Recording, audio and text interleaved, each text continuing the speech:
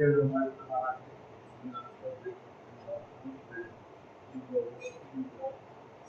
in general, right? Actions, saints here,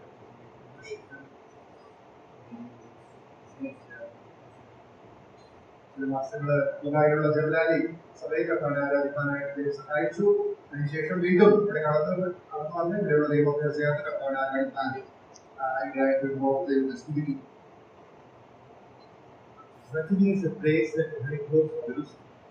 യെരുശലേമിന് വളരെ സമീപത്തുള്ള ഒരു സ്ഥലമാണ് ബെഥാനിയ. ചെറിയ ഗ്രാമമാണ്.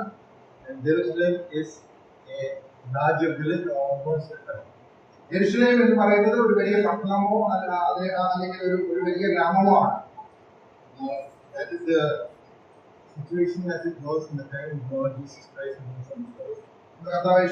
ഭൂമിയിലായിരുന്ന കാലഘട്ടത്തില് സ്ഥിതിയാണ് പറയുന്നത്.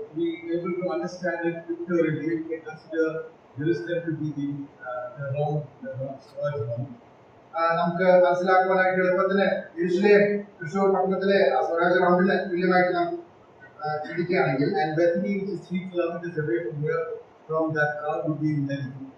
അവിടെ നിന്ന് 3 നാഴിക ദൂരത്താണ് ബെഥാനിയ എന്ന് പറയുന്ന ഗ്രാമം. നെല്ലിക്കുന്നതിന് സമാനമായിട്ട് ഇരിക്കുന്നു. അവിടെ ഏകദേശം 1000 ആളുകളാണ് ജീവിച്ചിരുന്നത്.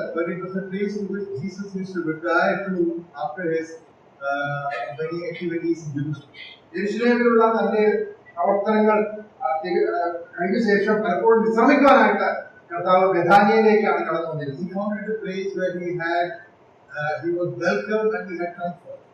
തനിക്ക് സ്വാഗതവും അതുപോലെ ആശ്വാസവും ലഭിക്കുന്ന ഭവനമായിരുന്നു ബെഥാനിയയിലെ ഭവനം.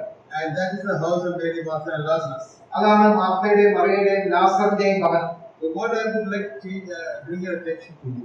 അതിന്റെ രാവിലെ ശ്രദ്ധയിലേക്ക് കൊണ്ടുവരാൻ ആഗ്രഹിക്കുന്ന കാര്യം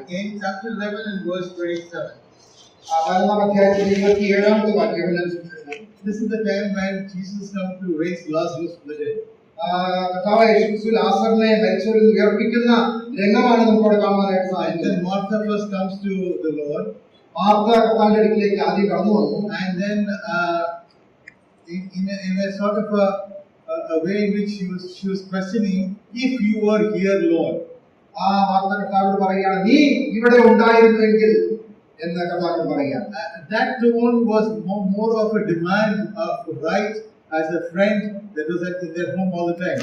പലപ്പോഴും തങ്ങളുടെ ഭവനത്തിൽ വരുന്ന ഒരു സ്നേഹിതൻ എന്നുള്ള രീതിയിൽ അധികാരത്തോടു കൂടെയുള്ള ഒരു വാക്കുകളാണ് മാർത്ത കർത്താവിനോട് പറഞ്ഞത്. And a conversation takes place between them. അവർ തമ്മിലുള്ള സംഭാഷണം അങ്ങനെ തുടർന്നുകൊണ്ടിരുന്നു. At the end in 27 she says, "Dear Lord, I believe that you are the Christ, the Son of God, which should come into the world." 27-ാമത്തെ വാക്യത്തിലേക്ക് വരുമ്പോൾ അവർ പറയുകയാണ്, കർത്താവേ, ലോകത്തിൽ വരുവാനുള്ള ദൈവപുത്രനായ ക്രിസ്തു ഈ തന്നെ എന്ന് ഞാൻ വിശ്വസിച്ചിരിക്കുന്നു എന്ന് പറഞ്ഞു. This gives us an indication that the sisters at that home knew that this is the Son of God. അതിൽ നമുക്ക് മനസ്സിലാക്കാനായിട്ട് കഴിയുന്നത് ഈ സഹോദരിമാരും ആ ഭവനത്തിലുള്ളവരും കർത്താവായ യേശുക്രിസ്തുവിനെ അറിഞ്ഞവരും മനസ്സിലാക്കിയവരുമായിരുന്നു. And then we see Mary coming to the Lord himself. അതിനുശേഷം മറിയയും കർത്താവിന്റെ അടുക്കിലേക്ക് കടന്നു വരുന്നതായിട്ട് നാം കാണുന്നു. And we see that as she comes to him, Mariya കടന്നു വന്നപ്പോൾ she falls at his feet.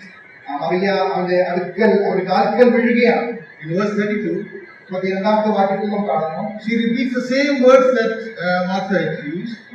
Martha പറഞ്ഞ അതേ വാക്കുകളാണ് മറിയയും പറയുന്നത്. But her approach was falling at his feet. എന്നാൽ മറിയ കർത്താവിനെ സമീപിച്ചത് അവന്റെ കാൽക്കൽ വീഴുകൊണ്ടായിരുന്നു. All of them knew that he was the Son of God.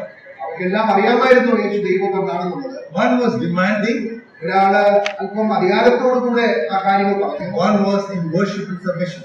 എന്നാൽ മറ്റേ വ്യക്തി വളരെ ആരാധനയോടുകൂടെ അവന്റെ കാൽക്കൽ വീടുകൊണ്ട് ആ കാര്യം പറയുകയാണ്. In Mark chapter 8, 14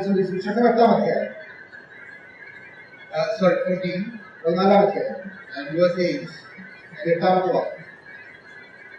അവൾ തന്നാലാവത് ചെയ്തു, കല്ലറയിലെ അടക്കത്തിനായി എന്റെ ദേഹത്തിന് മുൻകൂട്ടി തൈലം തേച്ചു. The Lord Jesus Christ here acknowledges Mary's act of breaking that bottle of alabaster. ആ വിലയേറിയ സച്ചജടമാംസി തൈലം തരണി കുത്തിച്ച ആ പ്രവൃത്തിയെ കർത്താവ് ഇവിടെ ശ്ലാഘിച്ചുകൊണ്ട് പറയുന്നതാണ്. He says, she did what she could. അവൾ തന്നാലാവത് ചെയ്തു എന്നാണ് അവിടെ കർത്താവ് പറയുന്നത്. What she did was reflective of what she did when she went and met him and fell at his feet. ആ കർത്താവിന്റെ കാൽക്കൽ വീണുകൊണ്ട് മറിയ എന്താണ് പറഞ്ഞത്, അത് അതേ കാര്യം തന്നെയാണ് അവൾ ഇവിടെയും ചെയ്തിരിക്കുന്നത്. The attitude of mind of worship, ആരാധനയുടെ ഒരു മനോഭാവം, because of the acceptance of the Son of God, അവന്റെ ദൈവപുത്രൻ എന്നുള്ള രീതിയിൽ അംഗീകരിച്ചുകൊണ്ട്, and thereafter this was the resurrection, was the bringing back of Lazarus from the grave. ഇത് കർത്താവായ യേശുക്രിസ്തു ലാസറിന്റെ പുനരുദ്ധാനത്തിന് ശേഷം മറിയ ചെയ്ത പ്രവൃത്തിയായിട്ട് നമുക്ക് കാണാം. And that shows an acceptance not only of healing the Son of God, but being a sense of thanksgiving. അത് അവൻ ദൈവപുത്രനാണ് എന്നുള്ള ആ അറിവിൽ നിന്ന് മാത്രമല്ല, നന്ദിയുടെ ഒരു ഒരു ഒരു ഒരു പ്രകടനമായിട്ട് കൂടിയാണ്. But the Lord says that she did it for his burial. കർത്താവോട് പറഞ്ഞിരിക്കുന്നത് എന്റെ അടക്കത്തിനായിട്ട് അവൾ ഇത് ചെയ്യുന്നതാണ്.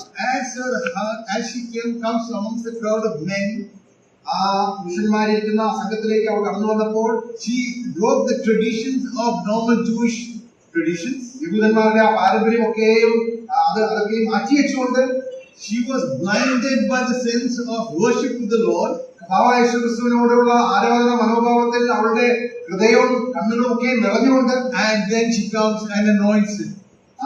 അവനെ ആരാധിക്കുന്നതായിട്ട് It doesn't matter what others are around him.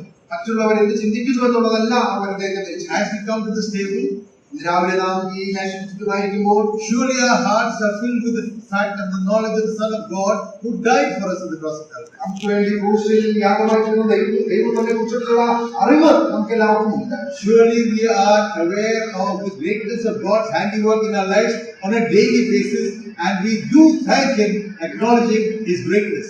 അവന്റെ ദിനംതോറുമുള്ള നമ്മുടെ ജീവിതത്തിൽ കർത്താവ് ചെയ്തുകൊണ്ടിരിക്കുന്ന പ്രവൃത്തികളെ നാം മനസ്സിലാക്കുകയും അവന്റെ വലിപ്പത്തെ നാം ഉൾക്കൊള്ളുകയും മനസ്സിലാക്കുകയും ചെയ്യും. Our hearts are filled with gratitude. നമ്മുടെ ഹൃദയം നന്ദി കൊണ്ട് നിറയുകയാണ്. Our hearts are filled with the thanksgiving and praise to the one who has enabled us to thank the person who is giving us all the blessings, greatest of all this in salvation.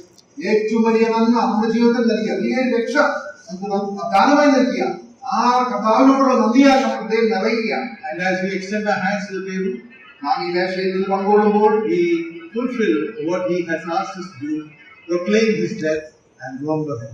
അവന്റെ മരണത്തെ പ്രസ്താവിക്കുകയും അവനെ ഓർക്കുകയും ചെയ്യുക എന്നുള്ള കർത്താവിന്റെ കൽപ്പനയാണ് നാം ആചരിക്കാനായിട്ട്. May these thoughts of worship fill our hearts as we sit here in his presence. ഈ ചിന്തകളാൽ നമുക്ക് ജീവിതത്തിൽ സന്നിധാനിക്കുമ്പോൾ നമ്മുടെ ഹൃദയത്തെ നിറയുകയും ആരാധിക്കാനായിട്ട് നമ്മെ സഹായിക്കുകയും ചെയ്യും.